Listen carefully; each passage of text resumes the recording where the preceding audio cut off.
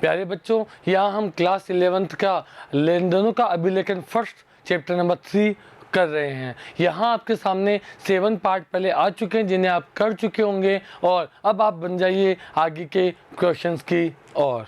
चलिए, हमारा प्रश्न है, हरप्रीत ब्रदर्स की पुस्तकों में आपको देनी है रोजनामचा प्रविष्टियाँ।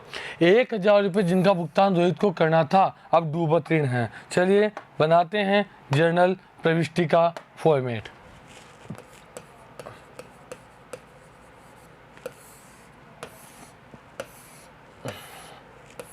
चलिए प्यारे बच्चों, लिखा हुआ है 1000 रुपये जिसका भुगतान रोहित को करना था अब डूबत ऋण है। डूबत ऋण यानी डूबत ऋण को हम बोलते हैं बैड डेब्ट्स। डूबत ऋण को क्या बोलते हैं? बैड डेब्ट्स, यानी वह पैसा जो हमें प्राप्त होने वाला था पर अब उस व्यक्ति के दिवालिया हो जाने या उस व्यक्ति की स्थिति ना होने की वजह से हमें प्राप्त नहीं हो पा रहा है। और बैड डेब्ट्स हमारे लिए क्या होते हैं? हानि होती है। इसलिए हम एंट्री करेंगे बैड डेब्ट्स अकाउंट DR। किससे लेना था पैसा? रोहित से। टू रोहित। कितना अमाउंट? 1000 रुपये।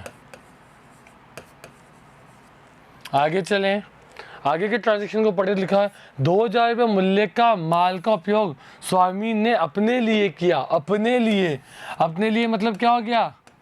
निजी प्रयोग। स्वामी ने 2000 रुपये के माल का उपयोग अपने लिए किया, निजी प्रयोग के लिए। आपको पता है, हमने लास्ट वीडियो में पढ़ा था निजी प्रयोग का मतलब होता है ड्राइंग, और किस चीज़ का उपयोग किया है? माल का। तो आ जाएगा drawings account DR to purchase, क्योंकि माल का प्रयोग किया है। माल के लिए हम किस वर्ड का प्रयोग करते हैं? परचेज का। 2000। आगे चलें, आगे का जो ट्रांजेक्शन कह रहा है 30,000 रुपये की मशीन पर।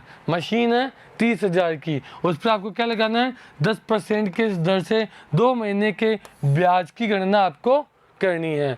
तो 30,000 की मशीन पर 10% की दर से 2 महीने के ब्याज नहीं प्यारे बच्चों, यहाँ आएगा राश की गणना आपको करनी है। तो चलिए, राश को बोलते हैं इंग्लिश में डेप्रिसिएशन। क्या बोलते हैं? Depreciation account DR to machine. प्यारे बच्चों, मैं आपको बता दूं एक्चुअल में क्या होता है कि हम हमारी स्थायी संपत्तियों को जब लगातार प्रयोग में लेते हैं तो लगातार प्रयोग में लेने की वजह से उन संपत्तियों के मूल्य में क्या आ जाती है? कमी आ जाती है, और ऐसी कमी को हम मूल्यह्रास या डेप्रिसिएशन के नाम से प्रदर्शित करते हैं। तो आपकी संपत्ति कितने की थी? 30,000।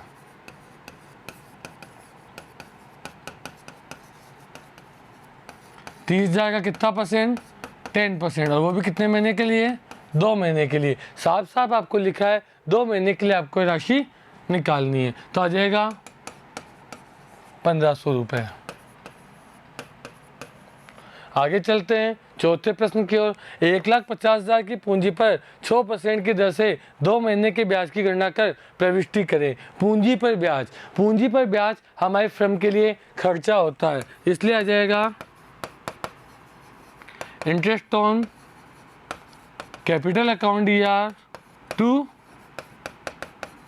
कैपिटल। कितनी है आपकी पूंजी?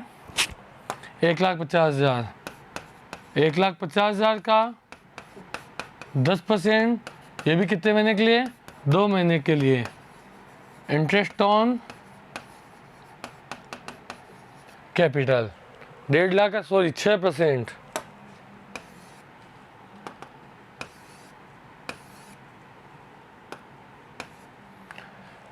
तो हो जाएगा आपका ये भी 1500 रुपये। तो आ जाएगा 1500 रुपये।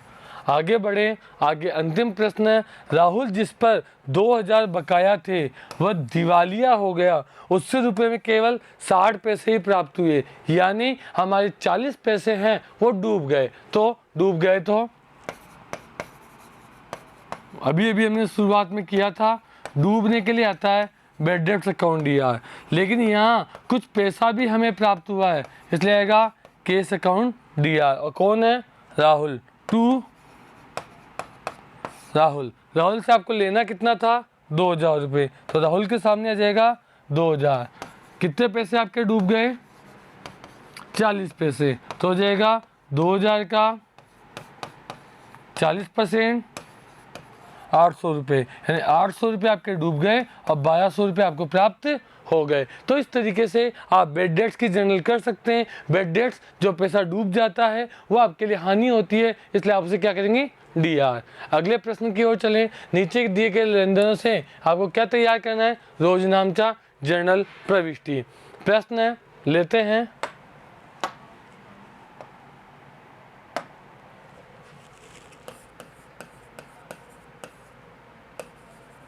जर्नल,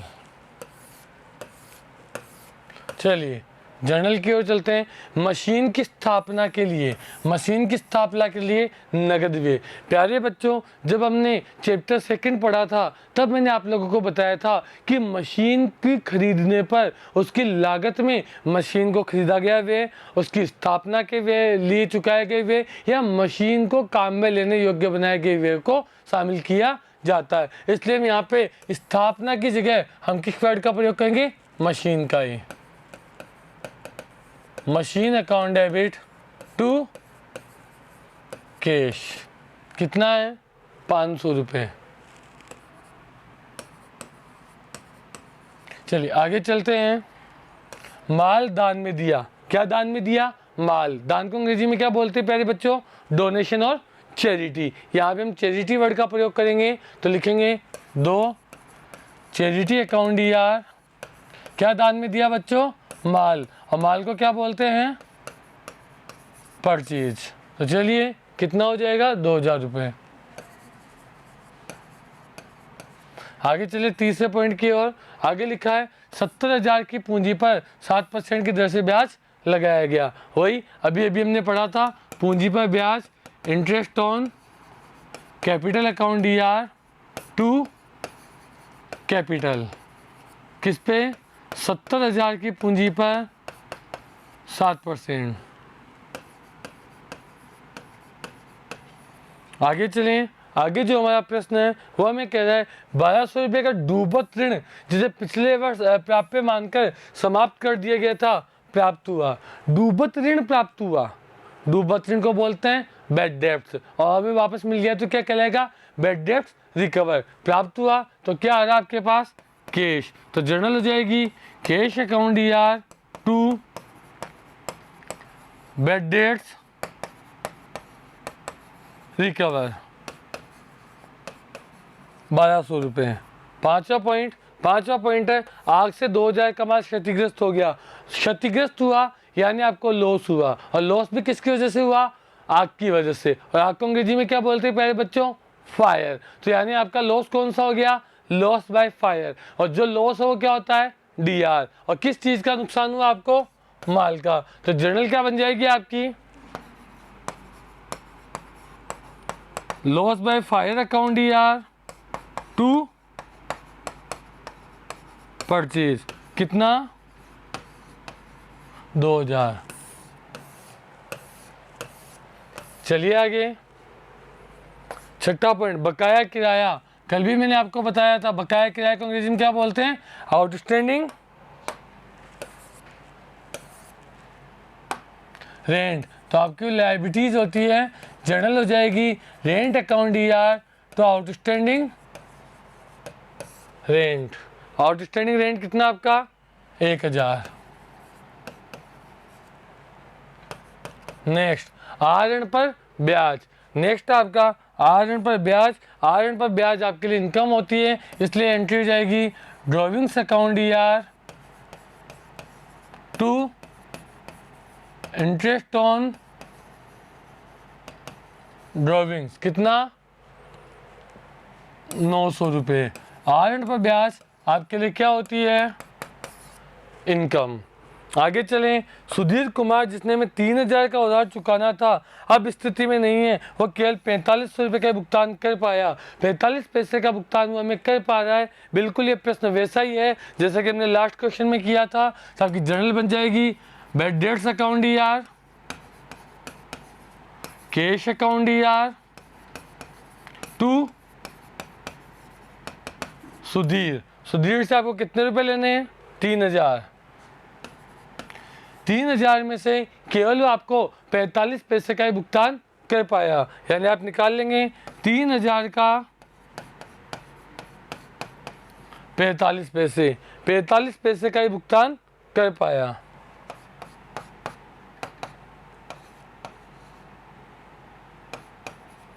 $1350 का उसने भुगतान कर दिया और 1650 आपके बेड डेट्स हो गए।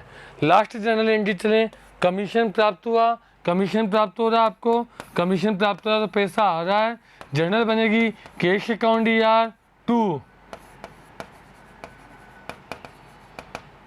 कमीशन, कितना 7000 रुपये। तो प्यारे बच्चों, इस तरीके से इस प्रश्न की जर्नल एंट्री भी आपके सामने है।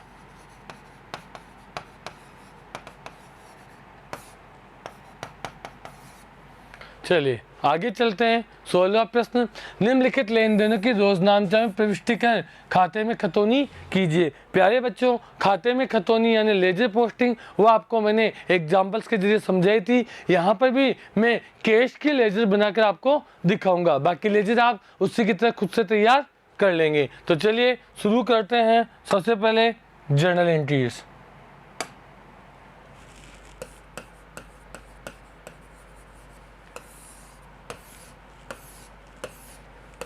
चलिए सबसे पहले जर्नल एंट्रीज बनाते हैं। पहला प्रश्न है नवंबर 2017।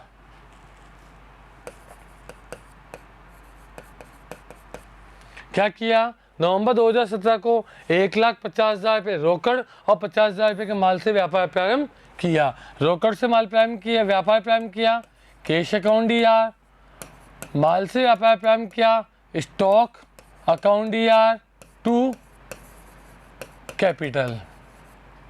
चलिए कितना? 1,50,000 और 50,000।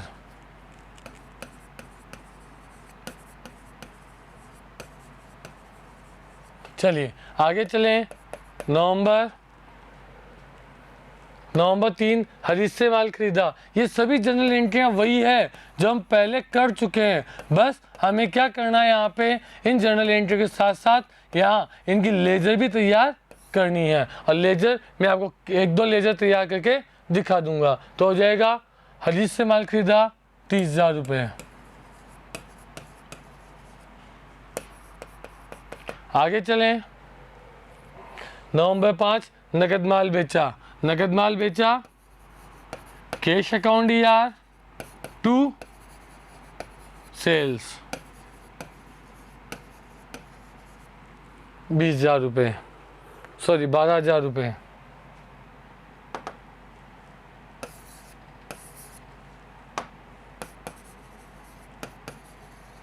आगे चलें। नवंबर 8 फर्नीचर खरीदा। वही नवंबर 8 फर्नीचर खरीदा। फर्नीचर आपकी क्या होती है? एसेट्स। एसेट्स खरीदते हैं तो एसेट्स का नाम आ जाएगा कितने का?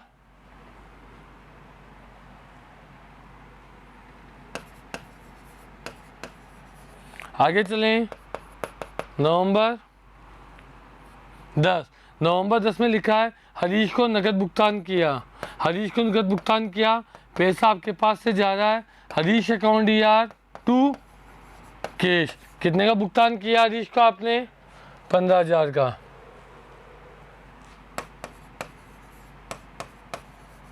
आगे चलें। आगे लिखा हुआ है नवंबर 13 विविध सन्ड्रीज, सन्ड्री एक्सपेंसेस चुकाया आपने 200 रुपये।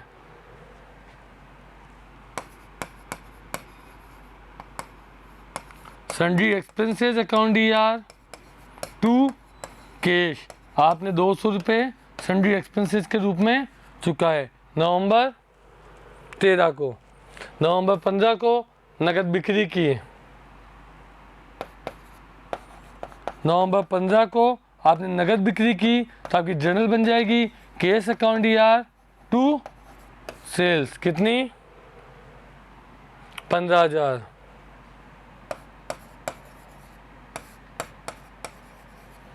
आगे की बात करें।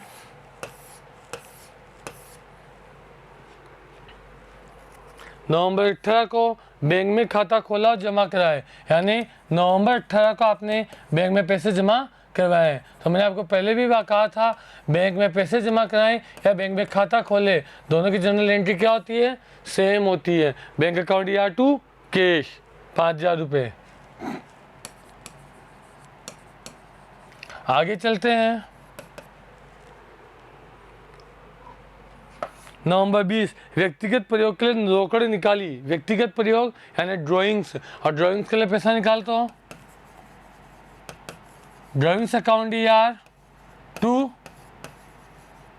कैश। आपने व्यक्तिगत प्रयोग के लिए पैसा निकाला, कितना, 1000 रुपये। आगे चलें। हरीश को अंतिम भुगतान किया। देखो, हरीश से आपने माल खरीदा था, वो खरीदा था 30,000 का।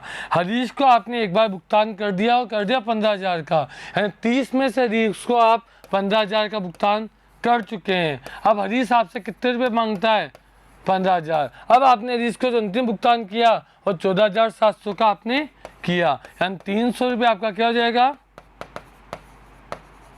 डिस्काउंट। तो हरीश को आपने भुगतान किया तो पैसा जा रहा है।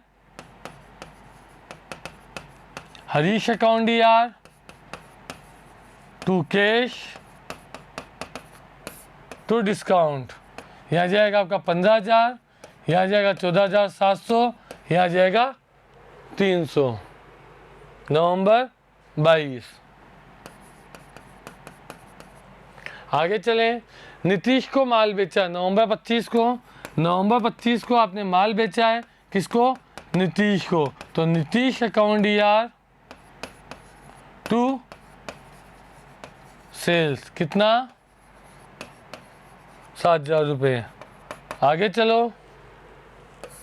माल की ढुलाई दी, हमने पहले भी पढ़ा था, माल की ढुलाई को क्या बोलते हैं, carries. Carries account ER2 cash. कितनी चुकाई माल की ढुलाई आपने, 200 रुपये। नवंबर 26 को 200 रुपये। आगे चलें। किराए का भुगतान किया तो आपकी जर्नल बन जाएगी, cash account, rent account ER2 cash. कितने रुपये किराया चुकाया आपने, आपने चुकाया 1500 रुपये। आगे चलें। नवंबर 29 को नीतीश ने भुगतान किया। नीतीश ने भुगतान किया तो बट्टा में भुगतान हमें प्राप्त हो रहा है, हमने बट्टा दिया है। तो नवंबर 28 को नीतीश ने भुगतान किया तो कैश आ रहा है, cash account ER, discount account ER तो नीतीश। कितना कैश आ रहा है, कैश आ रहा है 6,800 का, डिस्काउंट है 200 का, 7,000। आगे चलें। वेतन का भुगतान किया, वेतन यानी सैलरी, आपकी जो जर्नल बन जाएगी, सैलरी अकाउंट ER2 कैश। तो इस तरीके से आप इसकी जनरल प्रविष्टियाँ कर सकते हैं। लेकिन आपको इस प्रश्न में इनकी लेजर भी बनाने को बोली गई है, इसलिए लेजर का मैं फॉर्मेट बनाता हूं और कुछ लेजर, एंड सबसे पहले मैं आपके सामने केस के लेजर तैयार करता हूं।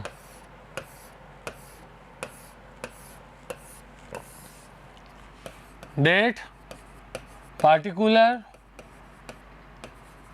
Jeff, amount, date, particular, JF, amount, DR, CR।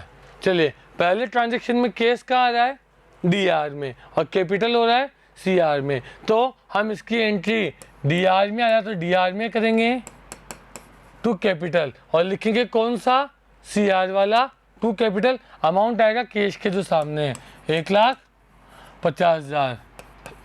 नवंबर 1। आगे चलें।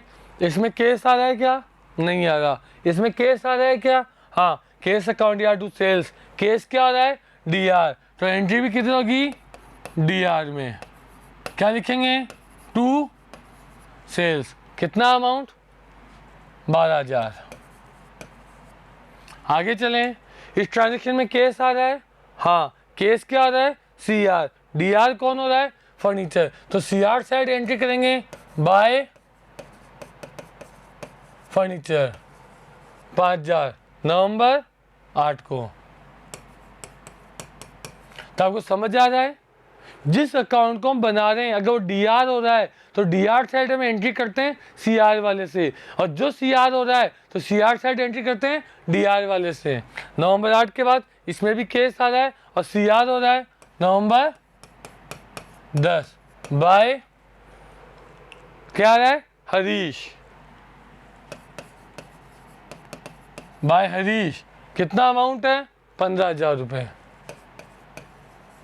आगे चलें, नवंबर 13 को sundry expenses account debit to cash, cash यहाँ पर भी क्या हो रहा है, सी आर, सी आर में एंट्री कर देंगे नवंबर 13 बाय सन्ड्री एक्सपेंसेस के नाम से, क्योंकि सन्ड्री एक्सपेंसेस क्या हो रहे हैं आपके, डी आर हो रहे हैं। आगे चलो, कैश अकाउंट डी आर हो रहा है नवंबर 15 को, डी आर हो रहा है टू सेल्स, कितने रुपए से डी आर हो रहा है, 15,000 से सी आर कर देंगे।